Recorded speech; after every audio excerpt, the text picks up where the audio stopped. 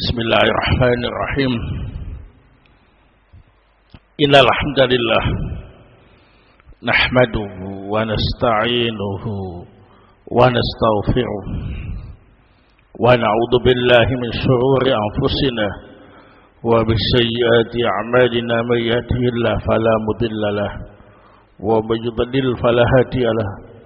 Asyhadu an la ilaha illallah wahdahu la syarika lahu wa asyhadu anna Muhammadan abduhu wa rasuluhu sallallahu alaihi wa ala alihi wa sahbihi wa sallama taslima mazida amma ba'd.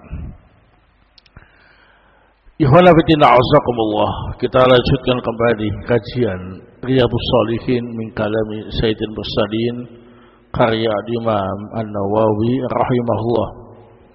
Pada pertemuan sebelumnya kita telah mengetahui bahwa termasuk ciri seorang mukmin adalah menjaga rahasia.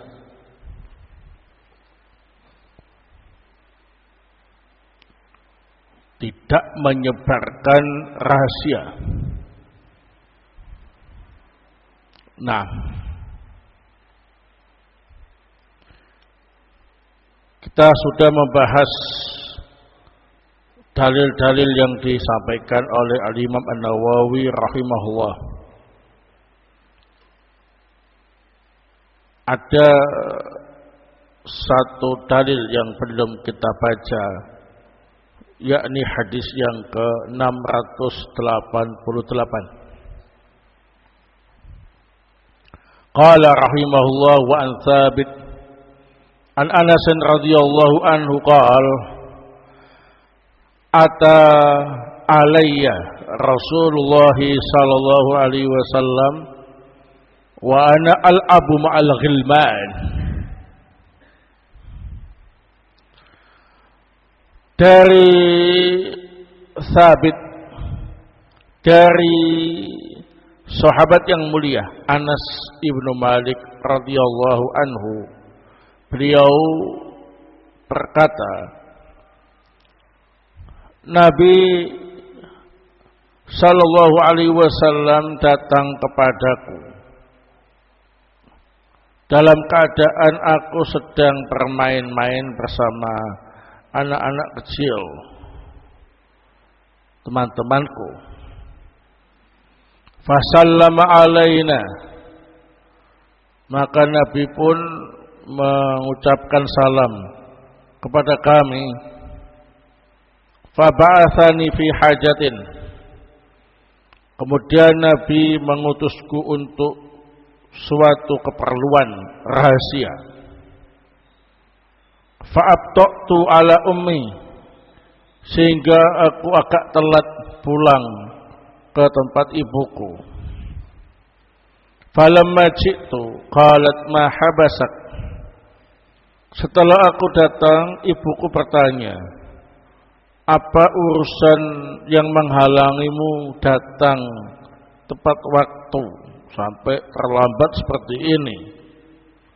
Fakultu ba'athani Rasulullah sallallahu alaihi wasallam, maka aku menjawab, Rasulullah SAW mengutus aku lihajatin, untuk suatu kebutuhan. Faqalat ma hajatuh, maka ibuku bertanya, kebutuhan apa? Qultu innaha sirrun, kebutuhan yang dimaksud itu rahasia, wahai ibuku. Qalat la tukhbiranna bi sirri Rasulillah sallallahu alaihi wasallam ahadan. Ya sudah, jangan sekali-kali kamu membocorkan rahasia Rasul sallallahu alaihi wasallam kepada siapapun. Qala Anas berkata, wallahi law haddatstu bihi ahadan la haddatstuka bihi ya Tsabit. Demi Allah, seandainya aku boleh membocorkan rahasia itu kepada seseorang, pasti yang aku ceritakan, pasti orang yang aku bocori rahasia itu adalah engkau, wahai Tsabit. rawahu Muslim. Hadis ini diriwayatkan oleh Imam Muslim. Wa rawal Bukhari ba'dahu mukhtasaran. Imam Bukhari meriwayatkan sebagian secara ringkas. Nah, dalam hadis yang mulia ini, ikhwanabitina azakumullah, ada beberapa faedah yang bisa kita ambil. Yang pertama, Rasul sallallahu alaihi wasallam sangat akrab sama anak-anak dan mengetahui tabiat-tabiat anak-anak. Jadi mudah bergaul dengan anak-anak.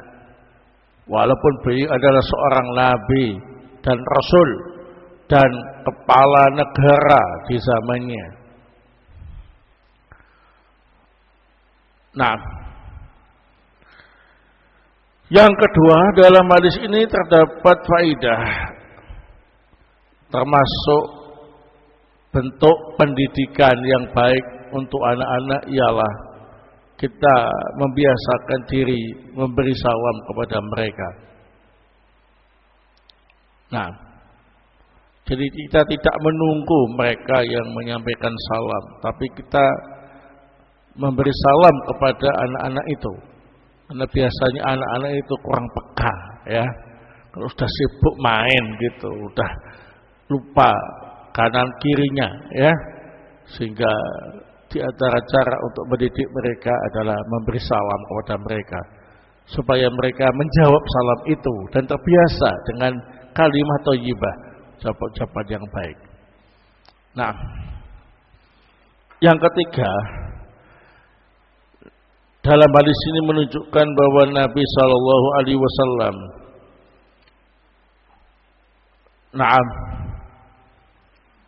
sayang kepada Anas ibnu Malik radhiyallahu taala. Di antara bentuk sayangnya yang pertama, walaupun tugasnya Anas ini membantu Rasul, tapi beliau memberi kesempatan kepada Anas ibnu Malik untuk bisa bermain dengan teman-temannya, ya. Yang kedua, Rasul sallallahu alaihi wasallam memberi kepercayaan kepada Anas untuk menyimpan rahasia beliau. Biasanya orang yang diberi kepercayaan untuk memegang rahasia adalah orang-orang pilihan, ya. Nah, orang-orang yang terpercaya. Dalam hadis ini juga terdapat faedah yang lain, bahwa Anas ibnu Malik radhiyallahu taalaan meskipun masih anak-anak memiliki sifat amanah dalam menjalankan tugas dan juga memiliki amanah dalam menjaga rahasia. Ini yang harus kita tanamkan kepada anak-anak kita, sifat amanah tersebut. Ketika Rasul memberi tugas kepada Anas ibnu Malik, langsung dijalankan dengan baik. Ketika Rasul memberi rahasia Anas ibnu Malik, juga amanah menjaganya. Bahkan tidak cerita kepada siapapun, termasuk kepada siapa? Ibunya atau orang dekat Anas ibnu Malik, itu Tsabit. Anas ibnu Malik mengatakan, seandainya aku boleh membocorkan rahasia itu kepada seseorang, niscaya pihak yang akan aku beri bocoran pertama kali adalah engkau, wahai Tsabit. Berarti Tsabit ini orang kepercayaan Anas, ya. Nah, tapi tidak dikasih bocoran itu. Kemudian dalam hadis ini juga terdapat faidah keutamaan Ummu Anas, ibunya Anas. Keutamaannya ialah mendidik anaknya untuk amanah dalam menjaga rahasia. Ketika ditanya, kenapa kamu kok telat datang? Anas menjawab, aku disuruh Rasul untuk suatu keperluan. Ketika ditanya keperluan apa? Anas mengatakan, itu rahasianya Rasul. Aku enggak boleh cerita sama siapa-siapa. Maka ibunya tidak kemudian mendesak Anas membocorkan rahasianya Rasul sallallahu alaihi wasallam, tapi justru membimbing dengan pendidikan yang baik untuk tetap menjaga rahasia. Kamu jangan cerita-cerita tentang rahasianya Rasul tadi kepada siapapun. Nah, ini bentuk tarbiyah yang baik dari seorang ibu kepada anaknya. Nah, kemudian dalam hadis ini juga terdapat faidah.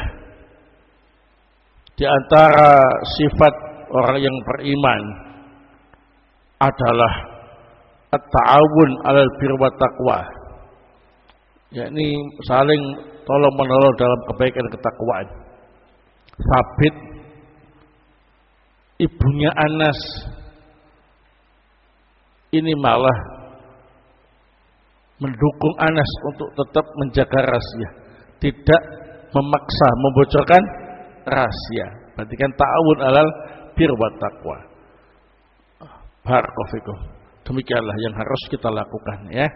Tidak sedikit-sedikit disebar rahasia orang di medsos, ya. Nah, posting, ya. Nah, ini bahayanya sangat besar. Ini keimanannya sedang menipis, ya. Usah rahasia, ya sudah disimpan aja, nggak usah kemudian apa ini disebarluaskan. Apalagi itu terkait dengan harkat dan martabat seseorang, ya. Nah, barakallahu fikum.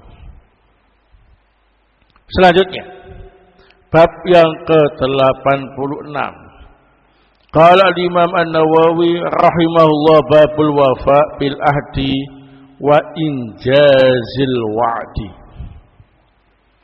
Bab memenuhi perjanjian dan kesepakatan. Al-wafa bil ahdi sama injazul wa'di sama, melaksanakan atau mentaati kesepakatan dan perjanjian. Nah, dalam kehidupan sehari-hari pasti kita bermuamalah dengan orang lain, ya. Maka di sana biasanya ada kesepakatan-kesepakatan, janji-janji, ya, yang dibuat. Maka sifat mukmin yang baik adalah memenuhi janji dan memenuhi kesepakatan. Nah, tidak mengingkari kesepakatan itu, tidak merusak kesepakatan tadi. Oleh karena bergaul dengan sesama, maka sering terjadi gesekan-gesekan atau permasalahan-permasalahan, perselisihan-perselisihan, permusuhan-permusuhan, perpecahan-perpecahan, ya. Maka di situ ada istilah islah, damai, dengan kesepakatan-kesepakatan yang dibuat, ya. Maka wajib bagi kedua belah pihak yang ikut dalam kesepakatan tadi untuk tidak melanggar kesepakatan yang dibuatnya, dengan catatan kesepakatan tadi itu adalah kesepakatan yang baik, bukan kesepakatan dalam bermaksiat kepada Allah Subhanahu wa taala. Nah, Al-Imam An-Nawawi rahimahullah membawakan beberapa ayat tentang masalah ini. Yang pertama adalah surah Al-Isra ayat 34. Qala Allah Ta'ala wa aufu bil ahdi innal ahda kana mas'ulah. Wajib bagi kalian memenuhi perjanjian dan kesepakatan. Sesungguhnya perjanjian dan kesepakatan akan diminta pertanggungjawabannya. Nah, ini dia memenuhi perjanjian dan kesepakatan ataukah merusaknya ataukah melanggarnya. Baik. Yang kedua, surah An-Nahl ayat 91. Wa qala ta'ala wa aufu bi ahdillah idza ahadtum.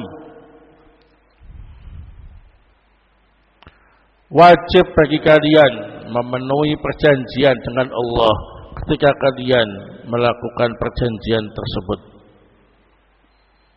Nah, yang dimaksud dengan perjanjian dengan Allah ialah perjanjian untuk beribadah kepada Allah Subhanahu wa taala. Tidak menyekutukan Allah Subhanahu wa taala. Nah, jadi yang dimaksud dalam bab ini memenuhi janji dan kesepakatan itu sifatnya umum, baik kesepakatan antara Allah Ta'ala dengan hambanya ataupun kesepakatan sama hamba, ya. Nah, kalau kesepakatan hamba dengan Allah ialah kesepakatan atau perjanjian untuk beribadah hanya kepada Allah, tidak menyekutukan Allah.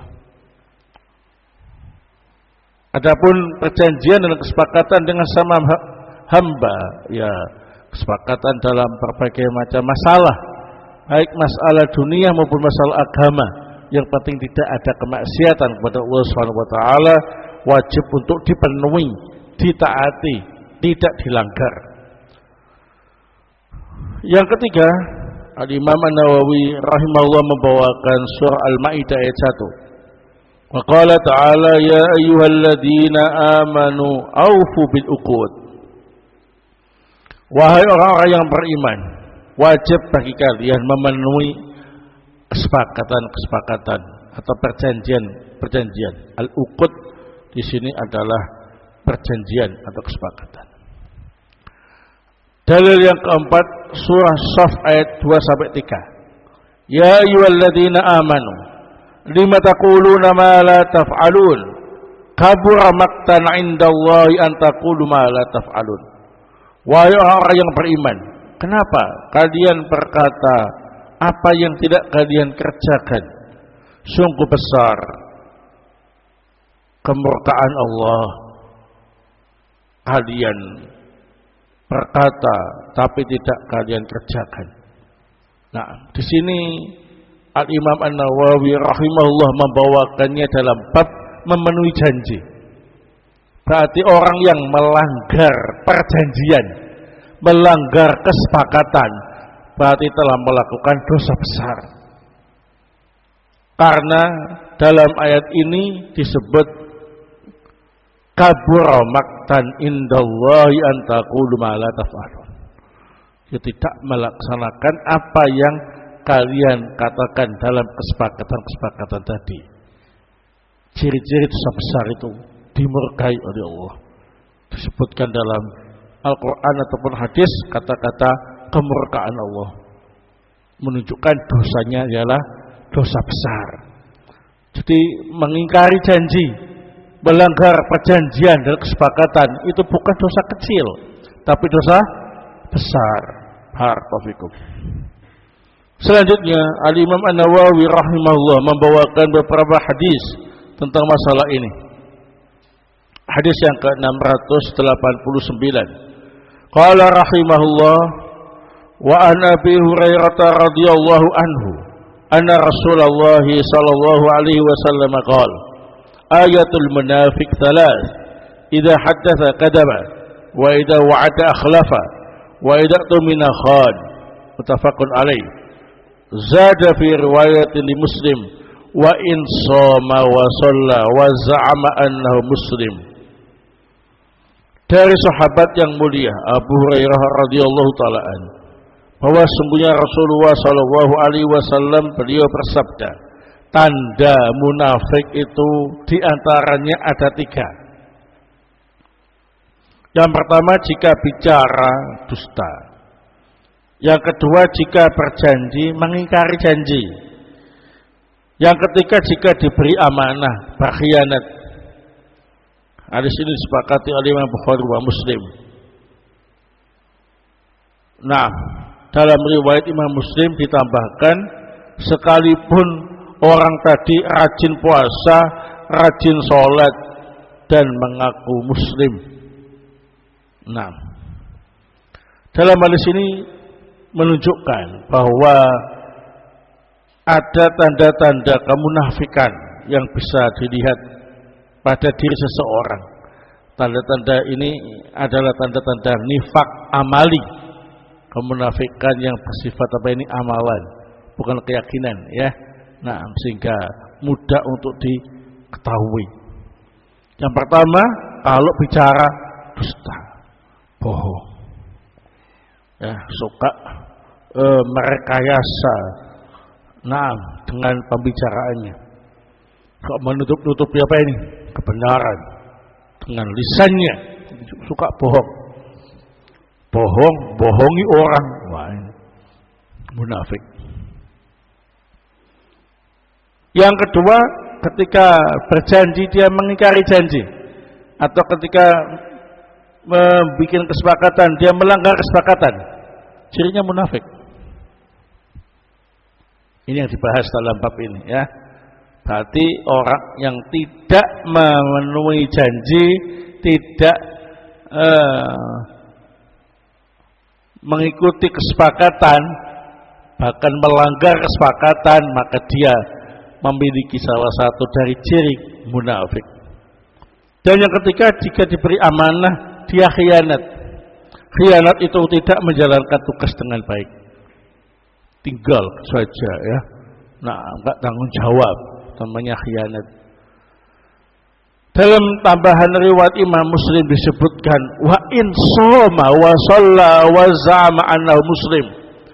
Sekalipun dia rajin puasa, rajin sholat sunnah, dan mengaku sebagai muslim yang baik, tapi kalau punya tanda-tanda seperti itu, berarti dia punya tanda-tanda kemunafikan ya. Dan tanda-tanda kemunafikan ini termasuk dosa besar, walaupun tidak sampai mengeluarkan pelakunya dari Islam, karena kemunafikannya bersifat amali. Insya Allah ya. Jadi jangan tertipu dengan orang ini rajin puasa Senin Kemis, puasa Daud bahkan ya, rajin sholat sunnah, rajin sholat malam, tapi kalau ngomong kok suka bohong, kalau janji suka mengingkari. Aku pinjam uang ya 1 bulan, tapi setelah 1 bulan nggak dibayar, nggak ada omongan, ditagih marah-marah ya. Nah ini termasuk ya mengingkari janji. Atau ada kesepakatan yang dibuat, kesepakatannya baik, tidak ada unsur maksiat kepada Allah Subhanahu wa taala, tapi dia langgar kesepakatan itu ya. Nah ini kalau diberi amanah dia khianat, enggak melaksanakan dengan baik. Wah, tanda-tanda kemunafikan ada pada diri orang itu.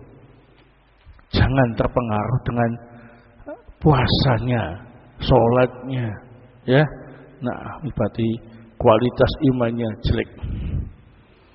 Hadis berikutnya yang ke-690, wa Abdullah bin Amr bin al-As radhiyallahu taala anhuma, anna Rasulullah sallallahu alaihi wasallam qala, dari sahabat yang mulia Abdullah bin Amr bin al-As radhiyallahu taala anhuma, bahwa sesungguhnya Rasulullah sallallahu alaihi wasallam bersabda, arba man kunna fihi kana munafiqan khalisa, wa man kanat fihi khasrah minhunna kanat fihi khaslah min nifaq hatta yada'aha. Ada 4 perkara, barang siapa yang memiliki 4-empatnya maka dia munafik sejati, dan barang siapa yang memiliki salah satunya maka dia memiliki salah satu tanda kemunafikan sampai dia meninggalkannya. Yang pertama, idza tumina khana, ketika diberi amanah dia khianat. Wa idza haddatsa kadzaba, ketika dia berbicara suka dusta. Wa idza ahada ghadara, ketika dia melakukan kesepakatan atau perjanjian dia merusaknya, melanggarnya. Wa idza khasama fajara, kalau berselisih, tengkar, dia membalas dengan melampaui batas. Baik. tengkar gitu, dicela 1 kali, balasnya 5 kali celaan. Ya. Nah, kalau tengkar jagonya. Gitu, ya. Kalau balas gitu, melampaui batas bahasanya. Itu termasuk tanda-tanda kemunafikan. Muttafaqun alaih. Hadis ini sepakati oleh Bukhari wa Muslim. 3 sudah masuk dalam faedah hadis sebelumnya. 1 tambahannya ini. Wa idza khasama fajara. Kalau berselisih, kalau bertengkar, dia melakukan kejahatan dengan membalas lebih dari yang dibolehkan. Dipukul sekali, balas 2 kali. Nah, diejek sekali, balas ngejeknya 10 kali. Diteror sekali, balas neror berkali-kali. Begitu. Pokoknya kalau dia tengkar, berselisih, melakukan kejahatan dengan membalas pertengkaran itu lebih jelek. Nah, tanda munafik. Kalau semuanya ada pada diri seorang, wah ini munafik sejati. Ngomongnya bohong, janji diingkari, nggak amanah, kalau tengkar jahat, ya, membalas melampaui batas. Nah ini munafik tulen, munafik sejati. Naudzubillah min dzalik. Selanjutnya yang ke-691. Wa an Jabir radhiyallahu anhu qala li Rasulullah sallallahu alaihi wasallam law qad jaa malul bahrain a'taituka hakada wa hakada.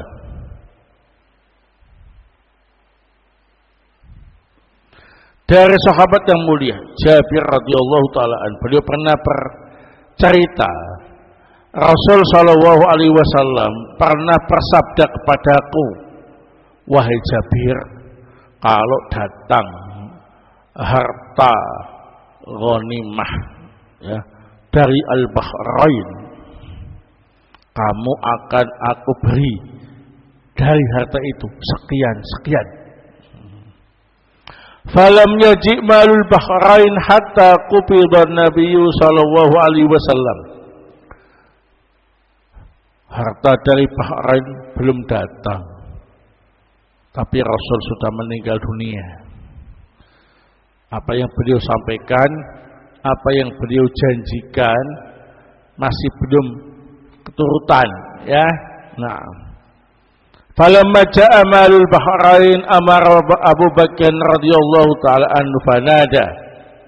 Ketika di zaman pemerintah Khalifah Abu Bakar Siddiq radhiyallahu taala anhu, harta dari Bahrain yang disebut-sebut oleh Rasul benar-benar datang, ya. Maka Abu Bakar menugasi seseorang untuk menyampaikan pengumuman. Mangkana lahu inda Rasulillah sallallahu alaihi wasallam idatun au dainun falyatina.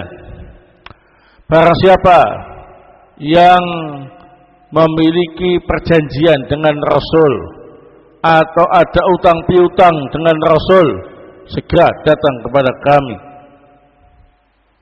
Fa'ataituhu, maka aku, kata Jabir, mendatangi Khalifah Abu Bakar As-Siddiq radhiyallahu taala. Wa qultu lahu, aku sampaikan kepada beliau, inna nabiyya sallallahu alaihi wasallam qala li kada wa kada. Sesungguhnya Nabi sallallahu alaihi wasallam pernah berjanji kepada saya demikian. Yani kalau datang harta dari Bahrain, wahai Jabir, kamu tak kasih sekian. Tuh. Fahathali hasyatan, maka Abu Bakar langsung ya mengambil harta dari Bahrain itu dengan tangannya. Sekali ambil buahnya. Untukmu. Itu ya. Fa'adattuha fa'idah ya 500. Aku hitung jumlah uang tadi. Ternyata jumlahnya 500 dinar. Faqala li, Abu Bakar berkata kepadaku, "Khud mithlaiha." Itu ambil lagi 2 kali lipatnya. Biar puas, ya. Nah. Ambil lagi 2 kali, ya. 2 kali seperti itu. Muttafaqun alaih. Hadis ini sepakati oleh Imam Bukhari dan Muslim. Dari hadis ini, fanabitina azakumullah, terdapat beberapa faedah. Yang pertama, keutamaan sahabat yang mulia Abu Bakar Siddiq radhiyallahu taala yang telah menunaikan janji Rasul sallallahu alaihi wasallam kepada Jabir. Nah, karena Rasulullah sudah meninggal, hartanya baru datang, ya nggak bisa ngasih Jabir dalam posisi sudah meninggal, ya. Maka khalifah pengganti beliau lah yang apa ini menunaikannya, ya. Nah, berarti Abu Bakar menunaikan janji Rasul. Berarti Abu Bakar juga menunaikan janji, ya. Nah, taib. Kalau ada yang bertanya, kok semudah itu Abu Bakar percaya sama Jabir? Enggak ada suratnya, enggak ada dokumennya, ya. Jabir cuma bilang bahwa Rasul janji sama saya, kalau ada harta dari Bahrain datang, aku akan dikasih uang banyak sama beliau. Abu Bakar kok langsung aja, oh yaudah, ambil lagi 2 kalinya. Kenapa kok semudah itu beliau percaya sama laporan Jabir? Jawabannya, karena Jabir semasa hidupnya adalah sahabat yang terkenal memiliki sifat wara'. Sangat hati-hati, tidak sampai mengambil sesuatu yang meragukan, apalagi yang haram, ya. Nah, Abu Bakar percaya karena kebiasaan Jabir memiliki sifat wara'. Jangankan yang haram, ya, yang masih meragukan saja dia nolak. Tapi ini kenapa kok dia ngomong pernah dijanjikan Rasul uang yang banyak? Berarti apa yang disampaikan itu jujur. Nah, ya, seperti itu. Jadi kejujuran itu terbukti dari tindakan nyatanya tadi. Cukup sebagai bukti, enggak perlu kwitansi atau catatan apa, enggak perlu. Karena kalau kwitansi atau lembaran-lembaran itu bisa dimanipulasi, ya. Tapi pancaran kejujuran seseorang itu enggak bisa dibohongi, ya. Nah, dilihat rekam jejaknya, ya. Oh, ini enggak pernah bohong. Ini selalu jujur, selalu hati-hati. Wow. Nah, maka Abu Bakar langsung begitu. Faedah berikutnya dalam hadis ini, fanabitina azakumullah,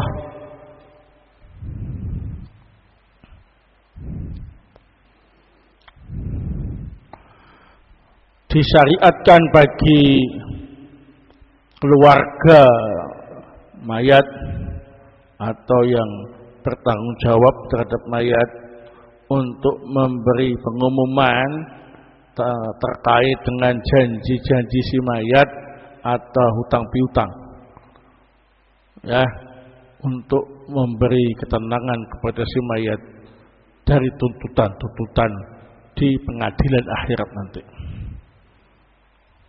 Nah, jadi kalau ada yang meninggal, kita keluarganya atau kita yang bertanggung jawab terhadap mayat atau jenazah, kita sampaikan, ya, yang masih punya utang piutang dengan si mayat, silakan menghubungi kami, ya, keluarga, ya, kita akan mengurusnya. Atau ada yang pernah merasa dapat janji-janji dari si mayat, silakan datang, ya. Untuk yang janji-janji tadi, ya kita lihat korina, ya. Ini orang biasa bohong apa tidak, ya. Nah, kalau dulu laki-laki ya. Nah, Jabir jelas sahabat yang mulia, enggak akan bohong. Itu datang banyak, wah antri banyak sekali. Ya, si Fulan pernah janji sama aku mau ngasih sepeda motornya dia. Yang kedua kata kamu, Fulan janji rumahnya itu mau dikasihkan ke aku. Apa janji-janji gitu, tapi tidak bawa bukti. Kalau enggak ada yang dikenal, majahil semua itu, ya, enggak punya barang bukti, maka harus mendatangkan bukti. Kemudian kita memberi dalil dengan ini. Abu Bakar enggak pakai tanya sama Jabir langsung dikasih, kamu kok pakai tanya? Bukti segala. Kamu sama Jabir beda. Abu Bakar kenal baik sama Jabir. Jabir juga terkenal warak. Saya enggak kenal kamu. Ya, aku juga enggak tahu kamu itu warak atau ya, nah penipu juga tahu ya kan. Maka kalau mengklaim harus bisa mendatangkan apa ini? Bukti. Nah, kalau nggak bisa dengan bukti, mohon maaf, kami nggak bisa melayani ya. Nah, habis sepeda motor, minta mobil, minta tanah, minta, bahkan dia bilang kalau dia mati istrinya aku yang menikahi. Wah ini repot, nggak ada bukti ya.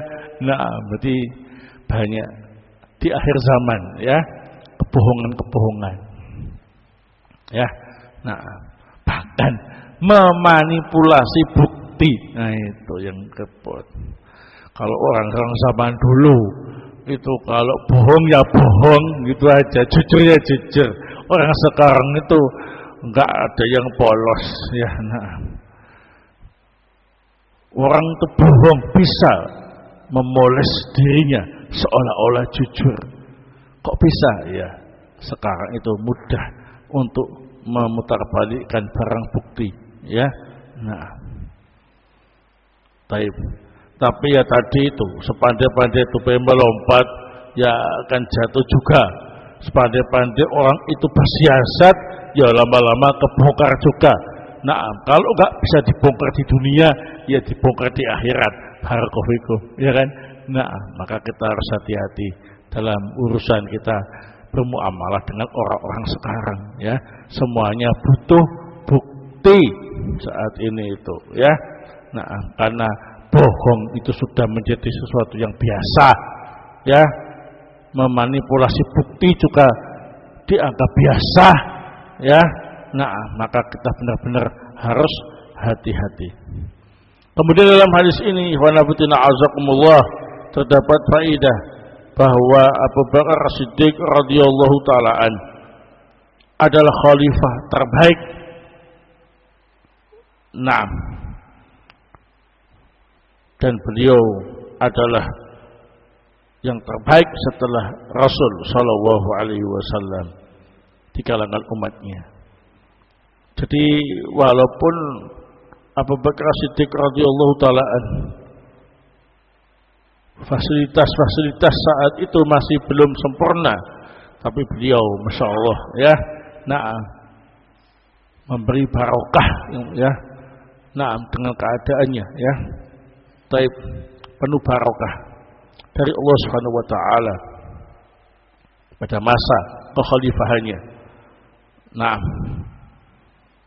bahkan di antara barokahnya Abu Bakar ialah menunjuk Umar sebagai penggantinya.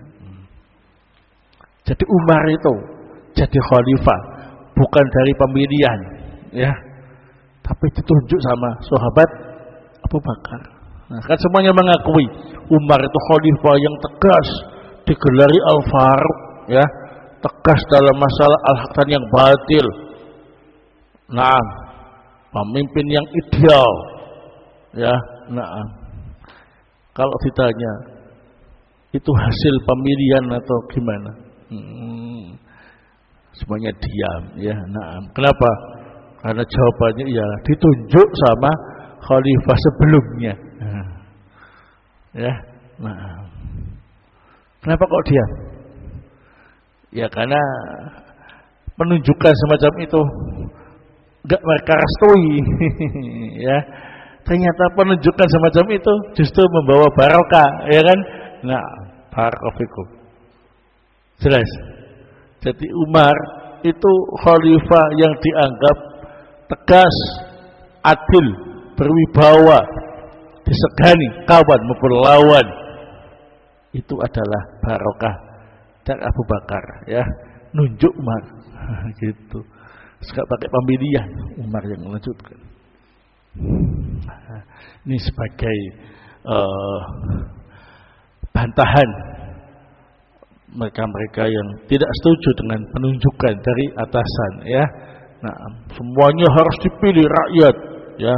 Nah, jawabannya tidak demikian, ya. Nah, banyak yang ditunjuk oleh sebelumnya bagus, banyak yang dipilih rakyat malah khianat, ya kan? Banyak. Jadi enggak jadi patokan. Oleh sebab itulah dalam Islam itu tidak mempermasalahkan sistem kerajaan ataupun sistem penunjukan itu, ya. Nah, tapi barakallahu. Yang penting adalah pemimpinnya itu adil, ya, adil, memperhatikan kondisi rakyat dan lain sebagainya. Nah, wallahu taala a'lam bissawab. Ini yang bisa saya sampaikan pada pertemuan malam hari ini. Semoga Allah Subhanahu wa taala menjadikan kita termasuk orang-orang yang amanah, orang-orang yang bisa menjaga rahasia, dan orang-orang yang selalu memenuhi janji dan tidak melanggar kesepakatan-kesepakatan. Amin ya rabbal alamin. Subhanakallahumma bihamdik asyhadu an la ilaha illa anta astaghfiruka wa atubu ilaik.